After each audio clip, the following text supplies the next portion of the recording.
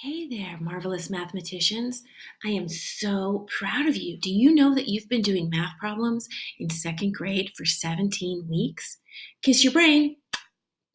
You have been so mighty and so creative and so brave, and we are so proud of you for working through these difficult problems, persevering through, being creative, and using strategies that make sense to you. For our last problem this year, we are going to be doing a problem about Legos and a little boy named Thomas. So let me tell you a little bit about this problem. Thomas looked for Legos in his toy box. He found some red Legos and brown Legos and green Legos and yellow Legos. How many Legos did Thomas find in his toy box? So you can see there are some little Legos down at the bottom. They don't look normally like the cubes that we would find, but they're kind of fun to look at to help us remember what we're doing today.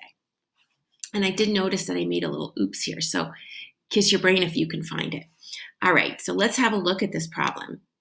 So we might have 57 red Legos, 24 brown Legos, 13 green Legos, and 49 yellow Legos. We might have 17 red Legos, 14 brown Legos, 23 green Legos, and 29 yellow Legos. Or we might have 737 red Legos, 224 brown Legos, 163 green Legos, and 459 yellow Legos. And finally, you might choose for your Just Right set 87 red Legos, 94 brown Legos, 63 green Legos, and 59 yellow Legos. Mathematicians, how many Legos did Thomas find in his toy box?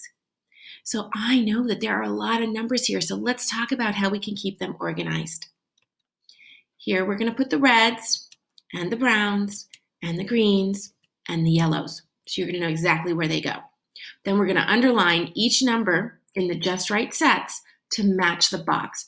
Mathematicians, this is a really important step because you want to make sure you have the right numbers in the right spot so the problem makes sense. Here are some things that I've noticed as mathematicians work on this problem. Keeping track of what you're doing is really important. Having some sort of a system to organize your thinking is really important. Having perseverance and trying again if you make an oops, really important. So remember, you're just going to choose a just right number set. I want you to be brave and pick one maybe that you haven't tried before. See if you can go into some higher numbers. Can you pick your just right number set, please? All right, we're going to read the problem together. Here we go. Thomas looked for Legos in his toy box. He found red Legos, brown Legos, green Legos, and yellow Legos. How many Legos did Thomas find in his toy box? So mathematicians, I know that you can do a great job on this. I want you to solve this problem not once, but twice. You can use the template on Seesaw. You can have your parents print the template out that's connected to the problem in the daily learning plan, or you can just solve it in your distance learning notebook. That's going to be up to you. Don't forget, if it helps you to use something to count with, if you have base 10 blocks at home, terrific. If you want to use beans or rice or pennies, pictures are great. Anything you need to help you think about all of these numbers and keep track of what you're doing, go ahead and use it. And last reminder, who's doing the math? You. You mighty mathematicians are doing the math. Not your brothers, not your sisters, not your moms and dads. All right? If you need to revise, take a deep breath and start again.